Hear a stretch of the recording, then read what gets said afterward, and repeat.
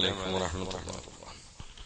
بسم الله الحمد لله الصلاة والسلام على أشرف رسول الله وعلى آله وصحبه أجمعين.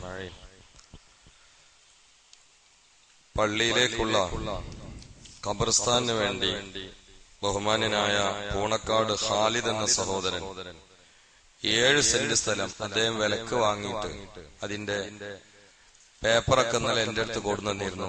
നിങ്ങളെ കൈകൊണ്ട് തന്നെ കമ്മിറ്റിക്കാർക്ക് കൊടുക്കണമെന്ന് പറഞ്ഞിട്ട് അൽഹംദുലില്ലാഹ് നല്ലൊരു വിഷയത്തിലേക്ക് അദ്ദേഹത്തിനെ പ്രേരിപ്പിക്കാൻ ഒരുപാട് ഗുണകാംക്ഷികളായ സഹോദരന്മാർ പ്രവർത്തിച്ചിട്ടുണ്ട് എന്ന് മനസ്സിലാകുന്നുണ്ട്. ഒരു വലിയ ഹൈറായ ഒരു കാര്യമാണ്, ഒരു അമലാണ് അല്ലാഹു അദ്ദേഹം വഴി നമുക്ക് നൽകിയിട്ടുള്ളത്. അല്ലാഹു സുബ്ഹാനഹു വ തആല അത് അദ്ദേഹത്തിൽ നിന്ന് കബൂലാക്കട്ടെ. അതിന് പകരമായി സ്വർഗത്തിൽ അല്ലാഹു കൊട്ടാരവും പട്ടണവും തന്നെ തുറന്നു കൊടുക്കട്ടെ. സ്വർഗത്തിൽ അല്ലാഹു പ്രവിശാലമായ ഉദ്യാനം അദ്ദേഹത്തിന് നമുക്കും ഒരുക്കി തരട്ടെ. അവരിൽ നിന്ന് മരിച്ചുപോയ അംഗങ്ങൾ ആരൊക്കെയാണെന്ന് എനിക്ക് അറിഞ്ഞൂടാ. അല്ലാഹു തആല അവർക്കൊക്കെ മഗ്ഫിറത്തും റഹ്മത്തും പ്രദാനം ചെയ്യട്ടെ. അല്ലാഹു സുബ്ഹാനഹു വ തആല അദ്ദേഹത്തിന്റെ ബിസിനസ്സിൽ ഹൈറായ മാല് അധികരിപ്പിക്കട്ടെ.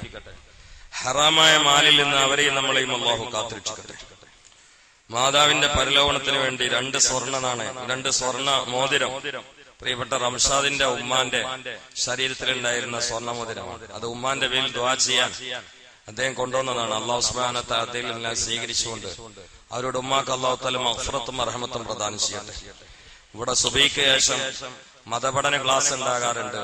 ഈ 7 ദിവസങ്ങളിൽ തുടർച്ചയായിട്ട് ഉമ്മാന്റെ പേരിൽ അദ്ദേഹം ചായയും പലഹാരമൊക്കെ കൊണ്ടുവന്നിരുന്നു.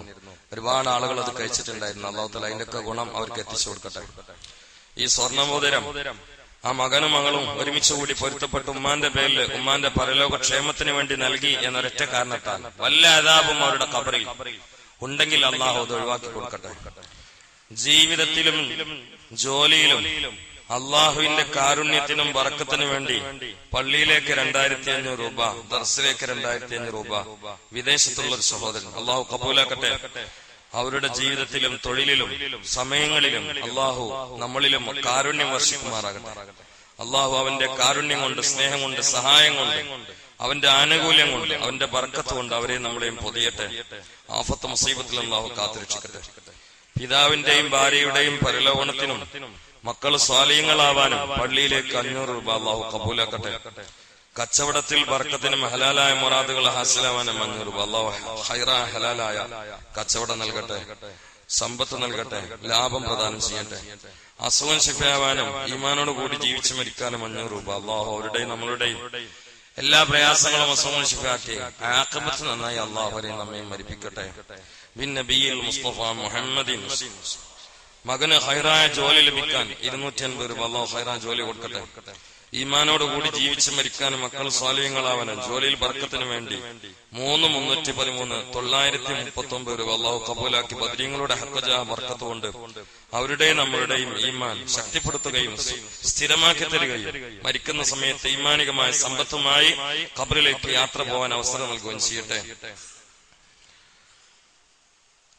പള്ളപ്പുറം സ്വദേശിനിയായ ഒരു സഹോദരിയുടെ വിവാഹത്തിന് വേണ്ടിയാണ് സാമ്പത്തിക സഹായം ആവശ്യപ്പെട്ടുള്ള കഴിയുന്ന ആളുകൾക്ക് നിലവിൽ ചെയ്തു കൊടുക്കുക. അല്ലാഹു സഹായിച്ചവരെ സഹായിക്കട്ടെ. വിദേശത്തുള്ള സഹോദരൻ അസുഖം ശിഫാവാൻ ഉംറ നിർവഹിക്കാനും ദുആ ചെയ്യാൻ, പിന്നെ എന്തോ ശാരീരികമായി തളർന്നു കിടക്കുകയാണെന്ന് കേട്ട് ഉംറ നിർവഹിക്കാൻ ആഗ്രഹമുണ്ട് എന്നും അറിയിച്ചു. അല്ലാഹു രോഗം ശിഫാക്കിയിട്ട് മഖബൂലായ അമലുകൾക്ക് അവസരം കൊടുക്കട്ടെ. നമ്മളെ മജ്‌ലിസിനൂർ ഇൻഷാ അല്ലാഹ് അടുത്ത ഞായറാഴ്ച മദ്രസയിൽ വെച്ചുകൊണ്ട് യഥാർത്ഥ സമയത്ത് നടക്കാൻ ഉദ്ദേശിക്കുന്നുണ്ട്. അല്ലാഹു ഹൈറാക്കി തെറ്റ് പറ്റുന്ന ആളുകളൊക്കെ പങ്കെടുക്കാം. നമ്മൾ വലിയ പ്രതിസന്ധിയുടെയും ആശങ്കയുടെയും ബേജാറിന്റെ ഒക്കെ മുൾമുനയിലാണ് ഇപ്പോഴുള്ളത്. ഒബാമയുടെ അഭാവത്തിലേക്ക് ട്രംപിന്റെ കയറ്റം മുസ്ലിം സമൂഹത്തെ മാത്രമല്ല ലോകത്തെ തന്നെ ഞെട്ടിച്ചിരിക്കുകയാണ്. സത്യത്തിൽ ഹദീസുകളിലൊക്കെ ചർച്ച ചെയ്യപ്പെട്ട ഒരു ഫിത്നത്തു സറാ എന്ന് പറയുന്ന ഒരു പ്രയോഗം ഹദീസിൽ കാണാം.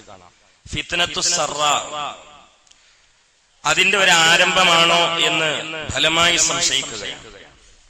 ഫിത്നത്തു സറായിനെ പല രൂപത്തിൽ മഹാന്മാർ വിശദീകരിച്ചിട്ടുണ്ട്. മുസ്ലിം സമൂഹത്തിന് പൊതുവെയുള്ള ഐശ്വര്യ സമൃദ്ധിയുടെ സമയത്ത് ഉണ്ടാവാൻ സാധ്യതയുള്ള വിപ്ലവങ്ങളും വലിയതായ ഭീകരതയും തീവ്രവാദവും അല്ലെങ്കിൽ അവർക്ക് അടിക്കടി വരുന്ന മരണങ്ങളും അല്ലെങ്കിൽ അവരുടെ നേരെ ശത്രുക്കൾ നാനാഭാഗത്തു നിന്നും ഉറഞ്ഞുതുള്ളലും എന്തൊക്കെയാവാം ഒരു ഫിത്നത്തു സർറാ ഹദീസിൽ വളരെ സുലഭമായിട്ട് കാണുന്നു. അതിന്റെ ഒരു സമയം സത്യത്തിൽ അത് രൂക്ഷമാകുന്നത് പാശ്ചാത്യരുടെ കൂടെ അറബികൾ സന്ധി ചേർന്നുകൊണ്ട് അവരുടെയൊക്കെ ശത്രുക്കെതിരെ നടത്തുന്ന ഒരു യുദ്ധമുണ്ട്. ഞാന് ഖണ്ഡിതമായിട്ട് പറയല്ല, ചില അനുമാനങ്ങൾ സാധ്യതകളായിട്ട് പറയാം. ശരിയാവാം, തെറ്റാവാം, അനുമാനങ്ങളാണ്. അങ്ങനെ ആകുമ്പോ അമേരിക്കയുടെ ചരിത്രത്തിൽ തന്നെ വൈറ്റ് ഹൗസിന് ആ പരിസരത്ത് വെച്ചുകൊണ്ട് നടക്കുന്ന പ്രക്ഷോഭങ്ങൾ ചരിത്രത്തിൽ അങ്ങനെ അറിയപ്പെടാത്ത കാര്യങ്ങളാണ്. ഒരു പ്രസിഡന്റ് സ്ഥാനമേൽക്കുന്നതിന് തൊട്ടു മുമ്പ് വരെ ആ പ്രസിഡന്റിനെതിരെ അതിശക്തമായിട്ട് ആ നാടിൽ അധികാര മണ്ഡലത്തിന്റെ മൂക്കിന്റെ താഴെയായി ശക്തമായിട്ടുള്ള പ്രക്ഷോഭം എന്നത് ലോകത്തെ ഞെട്ടിച്ചിരിക്കുകയാണ്. ഇങ്ങനെ ആകുമ്പോ അവരൊക്കെ പുതിയതായ പ്രസിഡന്റിന് എതിരാളികളാണ്. ആ എതിരാളിയായ ട്രംപ് അമേരിക്കയിൽ ആര് പ്രസിഡന്റ് വന്നാലും മുസ്ലിമീങ്ങൾക്ക് വലിയൊരു പ്രതീക്ഷ ഒന്നുമില്ല. ഇപ്പോ ഒബാമനെ ഇറങ്ങുമ്പോ എന്താ പറയാറോ, അമേരിക്കനും പ്രസിഡന്റ് ആവാൻ ജൂതന് അവകാശമുണ്ട്, യഹൂദിക്ക് അവകാശമുണ്ട്, ഹിന്ദുക്കളും പ്രസിഡന്റ് ആയേക്കാം, പക്ഷെ മുസ്ലിമീങ്ങൾ പ്രസിഡന്റ് ആയേക്കാൻ അയാളും പറഞ്ഞിട്ടില്ല. അപ്പൊ അമേരിക്കയിൽ ആര് വന്നാലും നമുക്ക് വലിയ പ്രതീക്ഷ ഒന്നുമില്ല. പക്ഷെ ഇപ്പൊ വന്ന ആള് കഠിന വിരോധിയാണ്. മുസ്ലിമീങ്ങൾക്കെതിരെ പ്രചരണ സമയത്ത് പോലും പച്ചയിൽ തീ തുപ്പുന്ന ഭാഷയിൽ മ്ലേച്ഛമായി രൂക്ഷമായി വിമർശിക്കാൻ രംഗത്തിറങ്ങിയ ആളാണ് ഇപ്പൊ അധികാരത്തിലെത്തിയിട്ടുള്ളത്. അത് എന്തുകൊണ്ടും നമ്മെ വല്ലാതെ ഞെട്ടിപ്പിച്ച കാര്യമാണ്. പലപ്പോഴും അമേരിക്കക്ക് എസ് മൂളിയിട്ട് അമേരിക്കയുടെ പാവയായി മാറുന്ന അറബ് രാഷ്ട്രങ്ങളിലെ പ്രമുഖരായ ആളുകൾ പോലും ആശങ്കയുടെ മുൾമുനയിലാണ്. റഷ്യയെ കൂട്ടുപിടിച്ചിരിക്കുകയാണ്. അധികാരത്തിൽ പലതും ജൂതലോഭികളെയാണ് ഏൽപ്പിച്ചിട്ടുള്ളത്.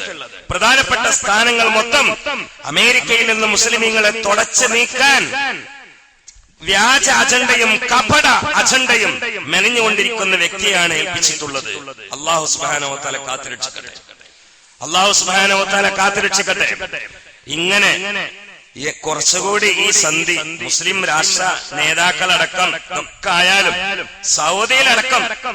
സൗദിയിലടക്കം കന്തൂരും തലപ്പാവും ഓയിൽ മുണ്ടൊക്കെ ഇട്ട് അടക്കുന്ന അറബികൾ കുറവാണിപ്പോ. പിന്നെ അള്ളാന്റെ ഹബീബ് പറഞ്ഞ പോലെ എന്റെ സുന്നത്തിനെ വലിച്ചെറിഞ്ഞുകൊണ്ട് യഹൂദിയുടെയും നസ്രാനിയുടെയും ജൂതന്റെയും പരിഷ്കാരത്തെ അനുധാവനം ചെയ്തുകൊണ്ട് മുസ്ലിമീങ്ങൾ നടമാടുന്നത് കണ്ടാൽ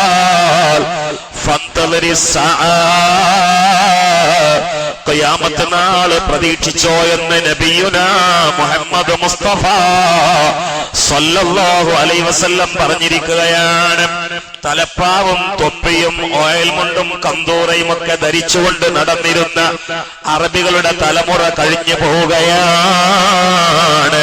അമേരിക്കക്കാരൻ പാന്റ് ധരിക്കും പോലെ, അമേരിക്കക്കാരൻ ട്രൗസർ ധരിക്കും പോലെ, അമേരിക്കക്കാരൻ മുടിവെട്ടും പോലെ, അമേരിക്കക്കാരൻ സംസാരിക്കും പോലെ, അമേരിക്കക്കാരൻ ചിരിക്കും പോലെ, അമേരിക്കക്കാരന്റെ ഭക്ഷണ വിഭവം പോലെ, അതേ കല്യാണങ്ങളിൽ വരെ ആ സംസ്കാരം നടമാടുകയാണ്. സ്വദഖ്ത യാ റസൂലല്ലാഹ്. അടിവസ്ത്രം കാണിച്ചുകൊണ്ട് പാന്റ് താഴോട്ട് താഴ്ത്തിയിട്ട് പുതിയ അറബ് തലമുറ അവരുടെ വേഷവിധാനം എങ്ങനെയാണ്? പാന്റ് ഊരമെന്ന് താഴ്ത്തിട്ട് അതിരിക്കണ ആ മോമക്കാനോട് നിങ്ങൾ ചോദിച്ചു നോക്കി, അവിടെ ഇരിക്കേണ്ട ഗൾഫുകാര് ഇവിടെ ഇരിക്കേണ്ട ചോദിച്ചു നോക്കി. പുതിയ തലമുറ എന്നോട് എന്റെ ഷാഫി പറഞ്ഞ അദ്ദേഹം കണ്ടു മടുത്തത് എന്താ അറിയോ? ഈ പാന്റ് ഇങ്ങനെ താഴ്ത്തിയിട്ട് ഇപ്പത്തെ മോഡലാണ്, പാന്റ് ഊരമെന്ന് താഴ്ത്ത, എന്നിട്ട് എന്ത് കാണുക? അടിവസ്ത്രം കാണുക. ഇങ്ങനെയാണ് ഇപ്പൊ കുറെ അറബികൾ നമ്മളെ നാട്ടിൽ പിന്നെ അങ്ങനെ നടക്കണമെന്ന് ഞാൻ പറയണ്ട. ചിലപ്പോൾ ജുമാക്കാര് അങ്ങനെ വരും, അത് വേറൊരു കാര്യം. പക്ഷെ അറബികൾ എങ്ങനെ നടക്കണേ? പല അറബികളും ആ കന്തൂരന്റെയും തലപ്പാവിന്റെയും കാലം കഴിഞ്ഞു. ഇത് അവിടുന്ന് കിട്ടിയതാ. നമ്മുടെ നാട്ടിലെ കുട്ടികളെ മുടിയെട്ടുമ്പോൾ തന്നെയാണ് അറബികളും മുടി വെട്ടുന്നത്. എങ്ങനെ? 4 ഭാഗത്തും ചെത്തിയിട്ട് നടുവിൽ ഇങ്ങനെ കൂർപ്പിച്ചിക്ക. ഇത് അവിടുന്ന് വന്നതാ. ഇത് തുടങ്ങിയത് ജൂതനാണ്. മൻ തശബ്ബഹ മിൻഹും ഫഹുവ മിൻഹും നബിയുനാ മുഹമ്മദ് മുസ്തഫ ഫലസ്തീനിലുള്ള ഓമന മക്കള് പച്ചയിൽ ചുട്ടുകൊന്നുകൊണ്ട് കൈകൊട്ടിച്ചിരിക്കുന്ന കരുണയില്ലാത്ത കശ്മല കാട്ടാള വർഗത്തിന് തലപ്പണയം വെച്ചുകൊണ്ട് ട്രൗസറേന്റെ മൊബൈലിൽ മാലാന്മാരായി നടക്കുന്ന ഇവ കോമളന്മാരെ, അല്ലാഹുവിന്റെ റസൂലിന്റെ ഹദീസ് മറക്കണ്ട. മൻ തശബ്ബഹ മിൻഹും മൻ തശബ്ബഹ ബിഖൗമിൻ ഫഹുവ മിൻഹും. ആരേതൊരു വിഭാഗത്തോട് സദൃശമായോ അവരിൽ പെട്ടവനാണെന്ന് നബിയുനാ മുഹമ്മദ് മുസ്തഫ. ഈയിടെ അടുത്ത് വിദേശ രാജ്യത്തൊരു പ്രഭാഷണത്തിന് പോയിട്ട് ഒരു വലിയ പള്ളി കാണാൻ എന്നെ സംഘാടകർ കൊണ്ടുപോയപ്പോ ഞാൻ ഒരൽപ്പം ചുമരന്മേൽ ചാരിയിട്ട് ഞെട്ടിപ്പോയി. കാരണം പള്ളിന്റെ അകത്തളത്തിലൊക്കെ ഇംഗ്ലീഷുകാരികളായ അതാ ട്രൗസർ ധരിച്ച പാന്റ് ധരിച്ച ശരീരത്തിന്റെ മാർദ്ദള ഭാഗങ്ങൾ പുറത്തേക്ക് കാണിച്ചുകൊണ്ട് ഉളുപ്പില്ലാതെ പുഞ്ചിരിച്ചുകൊണ്ട് കുടുങ്ങി നടക്കുന്ന പെണ്ണുങ്ങളെ പള്ളിയുടെ ഉള്ളിൽ കണ്ടപ്പോ ഹൃദയം പൊട്ടിപ്പോവുകയാണ്. എവിടെയെന്ന് ഞാൻ പറയില്ല, ഞാൻ കണ്ടതാണ്. വാതിന് പോയപ്പോ പള്ളി കാണാൻ വേണ്ടി ചെറുപ്പക്കാരെന്നെ കൊണ്ടുപോയി. എന്നാ ആയിക്കോട്ടെ എന്ന് പറഞ്ഞു. പള്ളിയിൽ ഒന്ന് രണ്ട് സ്ഥലത്ത് ഞാൻ കയറിയിട്ട് ഞാൻ എങ്ങനെയാണ്ടെന്നു ഞാനില്ല. കാരണം നമ്മള് പള്ളിന്റെ ഉള്ളിൽ നടന്നാൽ നമ്മളെ ഇമാം പോവാ. പള്ളിന്റെ ഉള്ളിലൊക്കെ ട്രൗസർ ഇട്ട് പെണ്ണുങ്ങൾ. എവിടെ? ഇസ്ലാമിക രാഷ്ട്രത്തില്. അള്ളാഹു കാത്തുരക്ഷിക്കട്ടെ. എന്താ ഇനി പുലരാൻ ബാക്കിയുള്ളത്? ഇമാം മഹദി രംഗത്ത് വരുന്നതിന്റെ നേരെ മുമ്പുള്ള ഒരു സംഭവം അല്ലാഹുവിന്റെ റസൂൽ പറയുന്നുണ്ട്. അത് ഞാൻ പറഞ്ഞാൽ ശരിക്കും മനസ്സിലാവും. ഇമാം മഹദി രംഗത്ത് വരുന്നതിന്റെ തൊട്ട് മുമ്പുള്ള ഒരു അന്തരീക്ഷം അള്ളാന്റെ ഹബീബ് പറയാണ്, നിങ്ങള് വിദേശ നിർമ്മിതമായ വസ്ത്രങ്ങളിൽ പെണ്ണുങ്ങൾ ആവേശം കാണിക്കുന്നത് കണ്ടാൽ. എന്നിട്ട് അല്ലാഹുവിന്റെ റസൂല് പറയുകയാണ്, യൂറോപ്പിലും യമനിലുമൊക്കെ ഇറങ്ങുന്ന നൈസായ ബ്ലൗസ് ധരിക്കാൻ പെണ്ണുങ്ങൾ ആവേശം കാണിച്ചുകൊണ്ട് അത്ബഅനൽ ഗനിയ വകല്ലഫ്നൽ ഫഖീറ മാ ലാ യജിദൂ. പണമുള്ള ഭർത്താക്കന്മാര് എനിക്ക് ഈ വസ്ത്രം പോരാ, ഈ ചുടിദാർ പോരാ, ഈ പർദ പോരാ എന്ന് പറഞ്ഞുകൊണ്ട് പരസ്യത്തിൽ കണ്ട വസ്ത്രത്തിന് വേണ്ടി കൽപ്പിച്ചുകൊണ്ട് പ്രേരിപ്പിച്ചുകൊണ്ട് ഉപദ്രവിച്ചുകൊണ്ട് പണക്കാരനായ ഭർത്താവിന്റെ പോലും ലക്ഷക്കണക്കിന് പണം വസ്ത്രത്തിന് വേണ്ടി മുടക്കാൻ വാശി പിടിക്കുന്ന പെണ്ണുങ്ങളെ കണ്ടാൽ പണമില്ലാത്ത ദരിദ്രനായ ഫഖീറായ ഭർത്താവിനോട് വലിയ പണം ചെലവഴിച്ചുകൊണ്ട് വസ്ത്രം വാങ്ങിത്തരാൻ വേണ്ടി ആവശ്യപ്പെടുമ്പോ പണമില്ലാത്ത ചെറുപ്പക്കാരനായ ഫഖീറായ ഭർത്താവ് വിഷമിക്കുന്നതും കണ്ടാൽ അത് മഹ്ദി ഇമാമിന്റെ കളമൊരുങ്ങലാണ്. വഅലമു ഉമ്മത സയ്യിദിനാ മുഹമ്മദ്. ആയോ? അതായോ? നിങ്ങൾ ചിന്തിക്കും സമയായോ? നിങ്ങൾ തന്നെ ഇടങ്ങറായ ആൾക്കാർ എത്തിയിരിക്കുമ്പോ ഇങ്ങനൊക്കെ റസൂല് പറഞ്ഞിക്കണോ? എന്നാ ആ ഭർത്താവ് ഞാൻ തന്നെയാണല്ലോ എന്ന് ചിന്തിക്കണ്ടാവും അല്ലേ? നിങ്ങൾ തന്നെ ചിന്തിക്കണ്ടാവും, ഞാൻ തന്നെയാണല്ലോ എന്ന് ചിന്തിക്കുന്നുണ്ടാവും. ഒരു വസ്ത്രം വാങ്ങിയാൽ അടുത്ത കല്യാണത്തിന് ഈ വാങ്ങിയത് പറ്റൂല. കാരണം ഇത് കല്യാണത്തിന് ഉപയോഗിച്ചു, ഇനി അടുത്ത കല്യാണത്തിന് വേറെ. ഓരോ കല്യാണത്തിനും ഓരോ കൂട്ടു വസ്ത്രങ്ങൾ. അതൊന്നും ചെറിയ പൈസ ഒന്നല്ല. വസ്ത്രം വാങ്ങാനായിട്ട് ഇപ്പൊ കല്യാണം വന്നാൽ ഒരു പോക്കുണ്ട് വണ്ടിയിൽ, വസ്ത്രം വാങ്ങാനായിട്ടൊരു പോക്കാണ്. സുബ്ഹാനല്ലാഹ്. ഈയടുത്ത് കോഴിക്കോട് പോയപ്പോ രാവിലെ ഒരു ഖുത്ബാന് കയറിയിട്ട് കുറെ കിതാബൊക്കെ നോക്കി ളുഹർ നിസ്കരിക്കാൻ വേണ്ടി പള്ളി കയറി. അപ്പൊ അവിടെ ഒരാള് ഒരു ആജിക്ക് ഇങ്ങനെ ഇരിക്കുന്നുണ്ട്, തൊപ്പിട്ടിട്ട് നിസ്കരിച്ചിട്ട് ഇങ്ങനെ തസ്ബീഹ് പിടിച്ചിരിക്കുന്നുണ്ട്. അസർ നിസ്കരിക്കാൻ കയറിയപ്പോഴും അയാളുണ്ട്. മഗ്രിബ് നിസ്കരിച്ചിട്ട് തിരിച്ചിങ്ങോട്ട് വരാന്ന് കരുതിട്ട് പോയപ്പോഴും അയാൾ അവിടെ. 3 വക്തിനും തുടർച്ചയായിട്ട് കണ്ടപ്പോഴും ഞാൻ ചോദിച്ചു, ഇതെന്താ നിങ്ങൾ ഇവിടെ തന്നെയെന്ന് വെച്ചു. അപ്പൊ എന്നോട് പറഞ്ഞു, അത് ഞാനിങ്ങനെ ജമാഅത്ത് കളയണ്ടെന്ന് വെച്ചിട്ട് പള്ളി കൂടിയാന്ന്. ആ ജമാഅത്ത് കളയാന്ന് വെച്ചിട്ട് കോഴിക്കോട്ട് നിൽക്കുന്ന നാട്ടിലില്ലെന്ന് വെച്ചു. അല്ല, എന്റെ മക്കളും ഭാര്യയും കുട്ടികളൊക്കെ അവിടെ ടെക്സ്റ്റൈൽസിലും ജ്വല്ലറിയിലൊക്കെയാണ് ഓല് തുണികുപ്പായം പൊന്നൊക്കെ വാങ്ങാണ്. അപ്പൊ പിന്നെ ഞാനാണ്ടൊന്നും പോയില്ല, ഞാൻ പള്ളിയിലാണ്. അപ്പൊ ഞാൻ ചോദിച്ചു, ഓല് നിസ്കരിക്കണ്ടോ? ഓൽക്ക് എന്ത് നിസ്കാരം? നിസ്കാരമൊന്നുമില്ല. തുണികുപ്പായം വാങ്ങാൻ പോയിട്ട് ളുഹർ മുതൽ മഗ്രിബ് വരെ കോഴിക്കോട് ടൗണിലെ ജ്വല്ലറിയിലും എക്സൈസിലും ഏത് അവർക്ക് ഇപ്പൊ പെണ്ണുങ്ങൾ അപേക്ഷിച്ചിടത്തോളം നമ്മൾ പുറത്തു കൊണ്ടായാൽ ഏറ്റവും പ്രയാസമുള്ളത് പറ്റിയ വസ്ത്രം കിട്ടാനാണ്, അല്ലേ? പറ്റിയ ഭക്ഷണത്തിന് അവർക്ക് വിഷയമല്ല. അത് നിങ്ങൾ എന്ത് മീൻ കൊണ്ടുകൊടുത്താലും അവരുണ്ടാക്കി തരും. മീനിന്റെ പേരിൽ വിപ്ലവം നടത്തൂല. ചീഞ്ഞ മത്തി കൊണ്ടുകൊടുത്താലും അവര് മുളക് തരും, അത് കുഴപ്പമില്ല, കൂട്ടിക്കൊള്ളിന്നവർ. പക്ഷെ ഇന്ന് ഏറ്റവും പ്രയാസം ഞാൻ മനസ്സിലാക്കിയത് 4 പെണ്ണുങ്ങൾ പുറത്തിറക്കിയിട്ട് തിരിച്ചു കൊണ്ടുവരാൻ ഏറ്റവും പ്രയാസം അവർക്കൊത്തു ഇണങ്ങിയ വസ്ത്രം സെലക്ട് ചെയ്യുന്നതിലാണ് പെണ്ണുങ്ങൾക്ക് ഏറ്റവും കൂടുതൽ സമയം വേണ്ടത്. അല്ലാഹുവിന്റെ റസൂൽ പറഞ്ഞു, അത് അത്ബഅന എന്ന് പറഞ്ഞാൽ തളർത്തുക എന്നാണ് അതിന്റെ അർത്ഥം. ജമ്മു മുഅന്നസാണ്. അത്ബഅ അത്ബഅ അത്ബഉ അത്ബഅത അത്ബഅത അത്ബഅന. അത്ബഅ എന്ന് പറഞ്ഞാൽ തളർത്തുക. അത്ബഅന ആ പെണ്ണുങ്ങൾ തളർത്തുന്നതാണ്. അൽ വനിയ പണമുള്ള ഭർത്താവിനെ തളർത്തി. കാരണം പറ്റിയ വസ്ത്രങ്ങൾ കിട്ടുന്നില്ല. വെയിൽ കൊണ്ട് മണിക്കൂറുകൾ ഭർത്താവ് കഷ്ടപ്പെടുകയാണ്. മാനസികമായി തളർന്നു, വെള്ളം കിട്ടാതെ തളർന്നു, പണം ചെലവഴിച്ചിട്ടും തിരിച്ച് വീട്ടിൽ വന്നാൽ വസ്ത്രം പറ്റിയില്ല എന്ന പരാതി കേട്ട് തളർന്നു. ഇങ്ങനെ ഒരു കാലം വന്നാൽ അതാണ് ഇമാം മഹ്ദിയുടെ കാലം എന്ന് അല്ലാഹുവിന്റെ ഹബീബ് പറയുകയാണ്. ആയോ അല്ലേ? നിങ്ങളാണ് ചിന്തിച്ചോളി. ഇനി തൊട്ട് മുമ്പ് സംഭവിക്കുന്ന ഒരു കാര്യം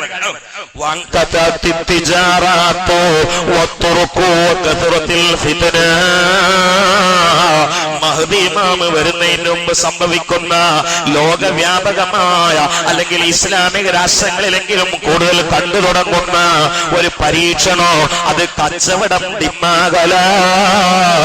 നബിയുനാ മുഹമ്മദ് മുസ്തഫ ഇന്നലെ എന്റെ റൂമിൽ വന്ന് ഞാൻ ജ്യേഷ്ഠന് സമാനം സ്നേഹിക്കുന്ന ഒരു ബിസിനസ്മാൻ സ്വാലിഹായ ഒരു മനുഷ്യൻ എന്നോട് പറഞ്ഞു, ഗൾഫ് ഒഴിവാക്കിയിട്ട് നാട്ടിൽ കൂടാൻ സമയമായിരിക്കുന്നു.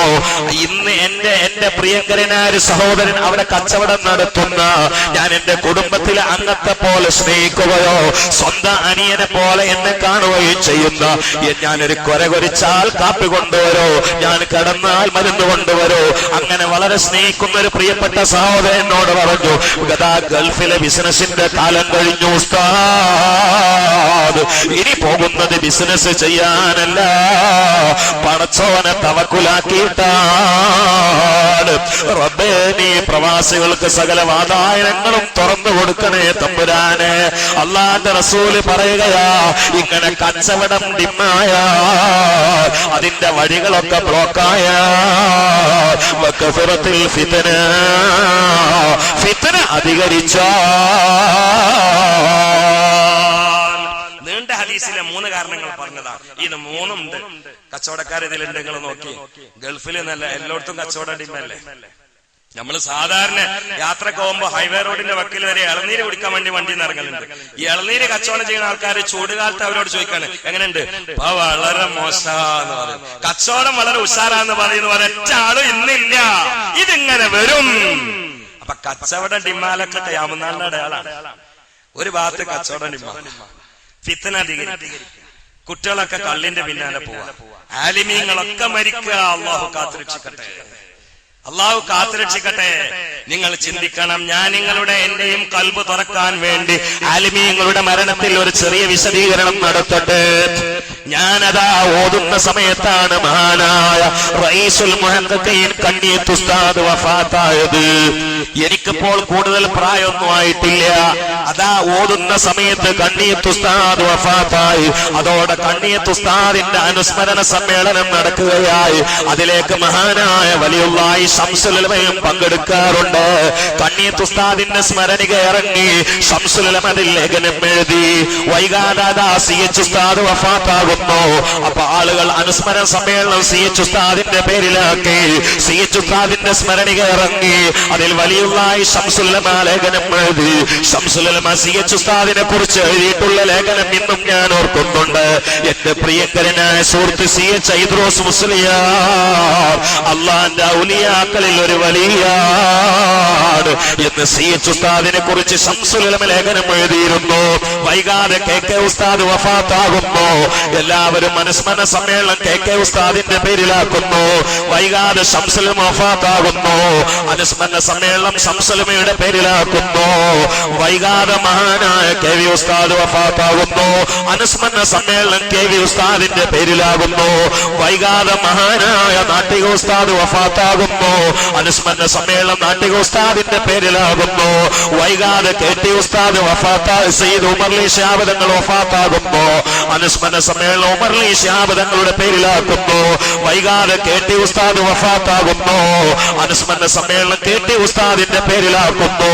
വൈകാതെ സയ്യിദ് മുഹമ്മദ് അലി ശിഹാബ് തങ്ങൾ വഫാത്താകുന്നു. അനുസ്മരണ സമ്മേളനം ശിഹാബ് തങ്ങളുടെ പേരിലാക്കുന്നു. വൈകാതെ പാറന്നൂർ ഉസ്താദ് വഫാത്താകുന്നു. അനുസ്മരണ സമ്മേളനം പാറന്നൂർ ഉസ്താദിന്റെ പേരിലാകുന്നു. വൈകാതെ തൊഴിയൂർ ഉസ്താദ് വഫാത്താകും. കാളമ്പാടി ഉസ്താദ് വഫാത്താകുന്നു.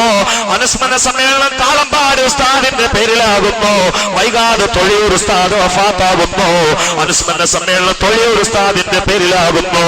വൈകാതെ ചെറുശ്ശേരി ഉസ്താദ് വഫാത്താകുന്നു. അനുസ്മരണ സമ്മേളനം ചെറുശ്ശേരി ഉസ്താദിന്റെ പേരിലാകുന്നു. വൈകാതെ മഹാനായ കോയക്കുട്ടി ഉസ്താദ് വഫാത്താകുന്നു. അനുസ്മരണ സമ്മേളനം കോയക്കുട്ടി ഉസ്താദിന്റെ പേരിലാകുന്നു. വൈകാതെ കമ്പരമ്പത്തൂർ ഉസ്താദ് വഫാത്താകുന്നു. അനുസ്മരണ സമ്മേളനം കുമരമ്പത്തൂർ ഉസ്താദിന്റെ പേരിലാകുന്നു. വൈകാതെ മഹാനായ ശൈഖുന ബാപ്പു ഉസ്താദ് വഫാത്താകുന്നു. അനുസ്മരണ സമ്മേളനം ബാപ്പു ഉസ്താദിന്റെ പേരിലാകുന്നു. 10-18 കൊല്ലത്തിനിടയിൽ ഒരു 10-18 കൊല്ലത്തിനിടയിൽ ഇനി നാളെ എന്ത് ആരനുസ്മരണം പറയാൻ പറ്റൂല. അല്ലാഹുവിന്റെ ഹബീബ് പറയാണ് ആലിമീങ്ങളുടെ പെടുന്നനെയുള്ള മരണം.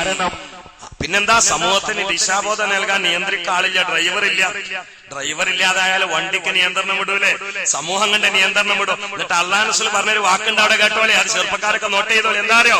പിന്നെ നരകത്തിലേക്ക് ക്ഷണിക്കുന്ന പ്രവാസകൻ രംഗപ്രവേശനം ചെയ്യുമെന്ന് മുഹമ്മദ് മുസ്തഫ. യതകല്ലമു ബിഅൽസിനതിനാ, ചെറുപ്പക്കാരെ പറഞ്ഞു തന്നില്ല എന്ന് പറയരുത്.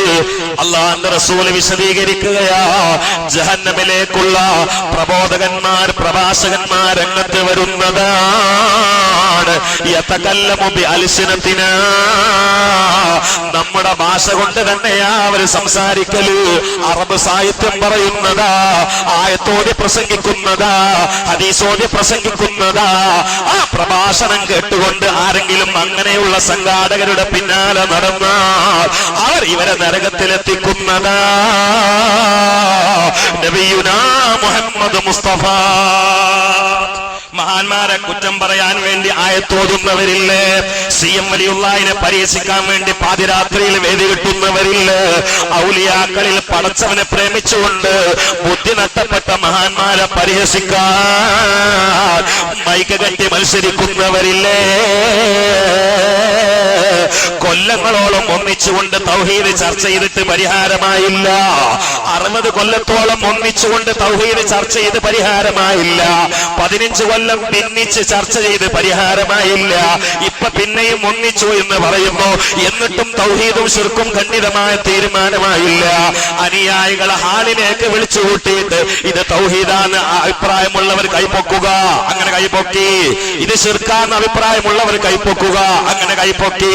ഇങ്ങനെ കൈപ്പൊക്കിയവരുടെ എണ്ണത്തിന്റെ ഭൂരിപക്ഷം അനുസരിച്ചുകൊണ്ട് തൗഹീദും ശിർക്കും തീരുമാനിക്കുന്ന വിവരമില്ലാത്ത പഴച്ച പ്രബോധകന്മാരില്ലേ, അവരും ഓതുന്നത് ആയത്താണ് ചെറുപ്പക്കാരാ, ഹദീസാണ് ചെറുപ്പക്കാരാ.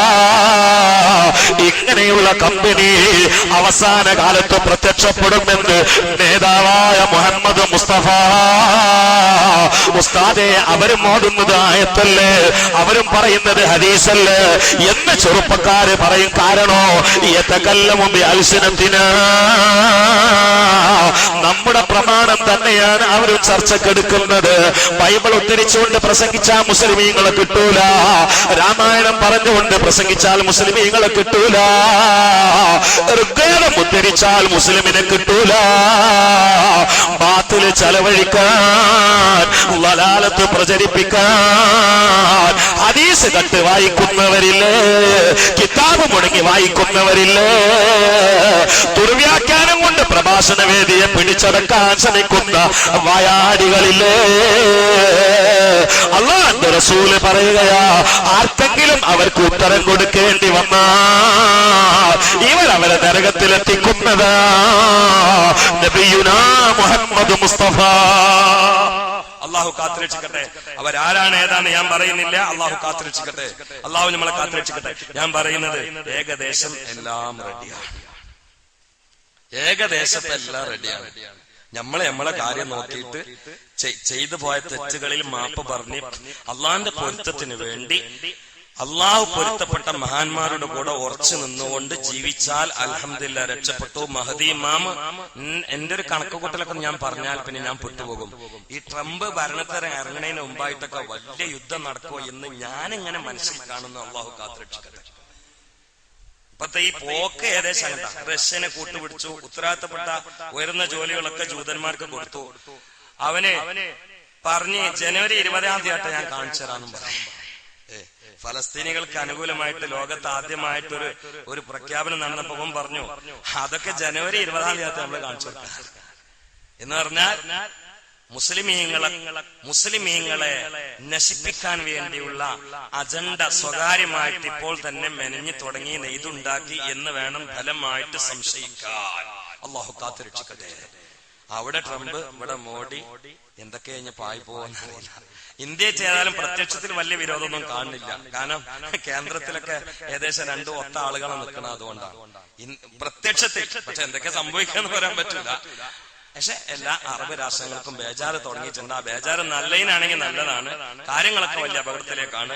ഓരോ വെള്ളിയാഴ്ചയിലും അന്ന് വരുന്ന പ്രധാനപ്പെട്ട കാര്യങ്ങൾ വന്നാൽ അതിനെക്കുറിച്ച് ഒരു ഉത്ബോധനം നടത്തൽ എന്റെ ഒരു സ്വഭാവമാണ്. ഞാൻ പ്രവചനം നടത്തിയിട്ടില്ല, ദീർഘദർശനം നടത്തിയിട്ടില്ല. ഞാൻ ഹദീസ് അടിസ്ഥാനത്തിൽ, പ്രമാണ അടിസ്ഥാനത്തിൽ ഉണ്ടാകുന്ന സാധ്യതകളെ കുറിച്ച് ഒരു അന്വേഷകൻ എന്ന നിലയിൽ വിലയിരുത്തിയതാണ്. അസന്നിഗ്ധമായിട്ടോ ഖണ്ഡിതമായിട്ടോ ഒരു കാര്യം പറഞ്ഞിട്ടില്ല. വല്ലതും തെറ്റിപ്പോയാൽ എനിക്ക് ഫോൺ ചെയ്തുകൊണ്ട് ചോദ്യം ചെയ്യരുത്. ഇവിടെ ഇപ്പോ ദീന് ഇന്നലെ ഒരുത്തൻ എന്നോട് ഫോൺ ചെയ്തിട്ട് ചോദിക്കാണ്, നിങ്ങളൊരു പ്രസംഗത്തിൽ മരിച്ച ആള് തിരിച്ചു വന്ന കാര്യം പറഞ്ഞിരുന്നു, മരിച്ചുപോയ ഒരു ആലിമ് തിരിച്ചു വന്നു, ഞാൻ ഉറങ്ങിയിരുന്നു, അപ്പൊ വിളിച്ച് ചോദിക്കാണ്, ഞാൻ പറഞ്ഞതല്ല അതിനെന്ത് ചോദിച്ചു, അത് പ്രകൃതി വിരുദ്ധമല്ലേ മുസ്ലിയാരെ എന്ന് വെച്ചു.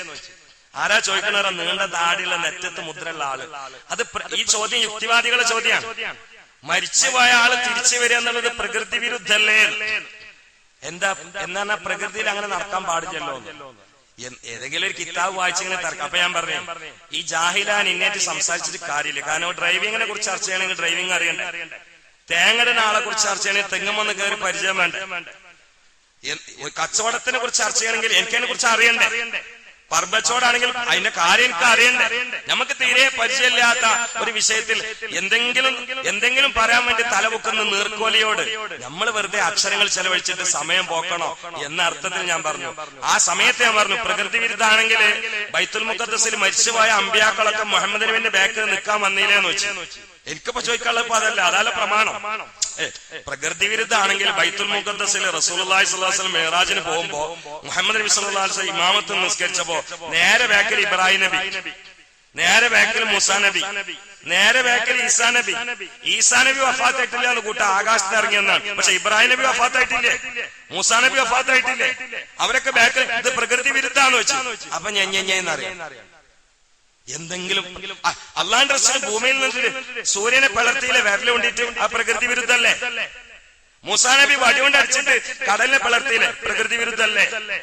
അള്ളാന്റെ റസൂൽ കൊണ്ട് വിളിച്ചപ്പോ ഉണങ്ങിയ മരം വന്നീരെ പ്രകൃതി വിരുദ്ധല്ലേ? മൂസാ നബി വടി താഴ്ത്തിട്ട് പാമ്പായിലെ പ്രകൃതി വിരുദ്ധല്ലേ? ഈസാ നബി ഒറ്റടിക്ക് മേൽക്ക് ഉയർന്നീലെ പ്രകൃതി വിരുദ്ധല്ലേ? വഫാത്തായി പോയ മഹാന്മാർ റസൂലുള്ളാഹി സ്വല്ലല്ലാഹു അലൈഹി വസല്ലം ആകാശ ലോകത്തെത്തിയപ്പോ അവിടെ ഉണ്ടായില്ലേ പ്രകൃതി വിരുദ്ധല്ലേ? ഇനി ഈസാ നബി ഖിയാമത്ത് ഇറങ്ങിയവരെ പ്രകൃതി വിരുദ്ധല്ലേ? ഒരു പ്രകൃതി വിരുദ്ധേറ്റ് നിൽക്കുന്ന ഒരാൾ ഉറങ്ങണം ദീന് പഠിക്കാത്ത പടു ജാഹിലിയാണ്. ഇങ്ങനത്തെ ഉണ്ടാവും ആയത്തോ ഹദീസോ ഓതിയിട്ട് മുഹമ്മദ് മുസ്തഫ. അതുകൊണ്ട് എന്റെ കടമ ഞാൻ തീർക്കുകയാണ്. ചെറുപ്പക്കാരെ, ആയത്തും ഹദീസും കേട്ടിട്ട് പഴച്ചു പോണ്ട. ഈ കമ്പനി വരുന്ന റസൂലുള്ളാഹി നേരത്തെ പറഞ്ഞിട്ടുണ്ട്. ഞമ്മക്കിവിടെ ഒരു പാരമ്പര്യമുണ്ട്. നമ്മളെ കേരളത്തിന്റെ പാരമ്പര്യം എന്ന് പറഞ്ഞാല് ഇവർ പ്രകൃതി വിരുദ്ധമല്ലാത്ത ഉണ്ടാക്കിയ മതമല്ല, സഹാബാക്കൾ വന്നിട്ട് നട്ട് വളർത്തിയ മതമാണ്. അത് പിന്നീട് മഖ്ദൂമാർ ഏറ്റെടുക്കുകയാണ്. അത് പിന്നീട് സമസ്ത കേരള ജമിയത്തുൽ ഉലമ 80-90 കൊല്ലമായിട്ട് മട്ടത്തിൽ പൊളിയാതെ പതറാതെ ചിതറാതെ വളരെ സുശക്തമായിട്ട് നിലനിർത്തി ആ സമസ്ത കേരള ജമിയത്തുൽ ഉലമയുടെ സമുന്നതരായ നേതാക്കളൊക്കെ നമ്മളെ മുമ്പിൽ വളരെ സൂക്ഷ്മതയുള്ള ജീവിതം സമർപ്പിച്ചുകൊണ്ട് പിരിയുന്ന സമയത്ത് ഒക്കെ കലിമ ചൊല്ലിയിട്ട് മരിക്കാൻ ഇത് ബുദ്ധിയുള്ള മനുഷ്യന്മാർക്ക് അല്ലാഹു തആല കാണിച്ചെന്ന ദൃഷ്ടാന്തമാണ്. ആരാ? ബഹുമാനപ്പെട്ട ബാപ്പുസ്ഥാനെ കുറിച്ച് ഞാൻ ഒരു കാര്യം കഴിഞ്ഞ വെള്ളിയാഴ്ച അൽഹംദുലില്ലാഹ് ലോകത്ത് പല ആളുകളും കേട്ടു, പലരും പല ദ്വായം പറഞ്ഞിട്ട് വിളിച്ചിരുന്നു, വലിയ ഉപകാരമായി. കാരണം ബാപ്പുസ്ഥാന്റെ വഫാത്ത് കൃത്യമായിട്ട് നടന്ന കാര്യം ആ സമയത്ത് ഞാൻ പറയാത്ത ഒന്നാണ്. ബാപ്പുസ്ഥാൻ അതിശക്തമായിട്ട് വേർത്തിരുന്നു. നെറ്റിയിൽ നിന്ന് വേർപ്പിന്റെ മുത്ത് തുള്ളികൾ ഉറ്റി ഉറ്റി വീഴായിരുന്നു. കാരണം ഇത് മുഅ്മിനീങ്ങളുടെ ലക്ഷണമാണ് എന്ന് പണ്ഡിതന്മാർ രേഖപ്പെടുത്തിയിട്ടുണ്ട്. അങ്ങനെയാണ് എല്ലാ പണ്ഡിതന്മാരും വഫാത്തായത്. പ്രത്യേകിച്ച് ഈ മാസം മഹാനായ വലിയുള്ളാഹി ശംസുൽ ഉലമയുടെയും കണ്ണിയത്ത് ഉസ്താദിന്റെ ഉറൂസ് നടക്കുന്ന മാസമാണ്. അവരൊക്കെ അങ്ങനെയായിരുന്നു. ശംസുൽ ഉലമ സുബ്ഹിയുടെ ബാങ്ക് കൊടുക്കുമ്പോ അതാ റൂമിലുള്ള ആളുകളെ കൊണ്ടൊക്കെ സൂറത്ത് യാസീൻ ചൊല്ലിപ്പിച്ചു. ബഹുമാനപ്പെട്ട അസ്ഹരി തങ്ങൾ പാപ്പാന് ഏൽപ്പിക്കേണ്ട കാര്യങ്ങളൊക്കെ ഏൽപ്പിച്ചു. എന്നിട്ട് സുബ്ഹി ബാങ്കിന് ജവാബ് കൊടുത്തു. മുഅദ്ദിൻ ലാ ഇലാഹ ഇല്ലല്ലാഹ് എന്ന് ചൊല്ലിയപ്പോൾ ശംസുൽ ഉലമ അത്യുച്ചത്തിലായി ലാ ഇലാഹ ഇല്ലല്ലാഹ് എന്ന് ചൊല്ലി അല്ലാഹുവിന്റെ പരലോക പൗരത്വം സ്വീകരിച്ചുകൊണ്ട് പാറിപ്പറന്നു. നമുക്കൊരു വലിയ മാർഗമില്ലേ ഇവിടെ? ഇതിൽ നിന്ന് തെറിച്ചുകൊണ്ട് സുബ്ഹാനല്ലാഹ് വമൻ യുശാഖിഖ الرسول من بعد ما تبين له الهدى ويتبع غير سبيل المؤمنين نوله ما تولى ونصله جهنم وساءت مصيرا. മുസ്ലിമീങ്ങളുടെ പരമ്പരാഗതമായ പാതയിൽ നിന്ന് പിന്തിരിഞ്ഞുകൊണ്ട് ആരെങ്കിലും സ്വസ്ഥമായ സ്വകാര്യമായ കക്ഷിത്വത്തിലൂടെ പ്രത്യേകമായ ആശയങ്ങളും വിശ്വാസങ്ങളും അവലംബങ്ങളുമായി നീങ്ങിയാൽ വനുസ്ലിഹി ജഹന്നമ, കത്തിക്കാളുന്ന ഭീകരമായ നരകജ്വാലയില് അവനെ നമ്മൾ പ്രവേശിപ്പിക്കുന്നതാണ് നബിയേ. അല്ലാഹു നമ്മെ കാത്തുരക്ഷിക്കട്ടെ. അള്ളാഹു നമ്മെ കാത്തുരക്ഷിക്കട്ടെ. പറഞ്ഞും കേട്ടും അള്ളാഹു കബൂലാക്കട്ടെ. അള്ളാഹുവിടെ നൽകിയ സംഭാവനകളൊക്കെ സ്വീകരിക്കട്ടെ. 7 സെന്റ് പള്ളിക്ക് വേണ്ടി വിട്ടു എന്ന പ്രിയപ്പെട്ട സഹോദരൻ അള്ളാഹു തആല ഖൈറും ബർക്കത്തും ചെയ്യട്ടെ. അതിനുവേണ്ടി പ്രേരിപ്പിച്ച് പിന്നാലെ കൂടിയ പ്രിയപ്പെട്ട സഹോദരന്മാർക്ക് അള്ളാഹു ഖൈറും ബർക്കത്തും ചെയ്യട്ടെ. അള്ളാഹുവിടെ നൽകിയ സംഭാവനകളൊക്കെ സ്വീകരിക്കട്ടെ. റബ്ബനാ തഖബ്ബൽ മിന്നാ ഇന്നക അൻതസ് സമീഉൽ അലീം വതുബ് അലൈനാ ഇന്നക അൻതത് തവ്വാബുർ റഹീം. ആമീൻ ബിറഹ്മതിക യാ അർഹമർ റഹീമീൻ. പള്ളിയുടെ ചുറ്റുഭാഗത്ത് കിടക്കുന്ന പ്രിയപ്പെട്ട ബാവാജി അടക്കമുള്ള മുഅ്മിനീങ്ങൾ മുഅ്മിനാത്തുകൾ എല്ലാവർക്കും അള്ളാഹു പുറത്തു കൊടുക്കട്ടെ. ബിറഹ്മതിക യാ അർഹമർ റഹീമീൻ. വസല്ലല്ലാഹു തആല വസല്ലം അലാ ഖൽഖി സയ്യിദിനാ മുഹമ്മദ്.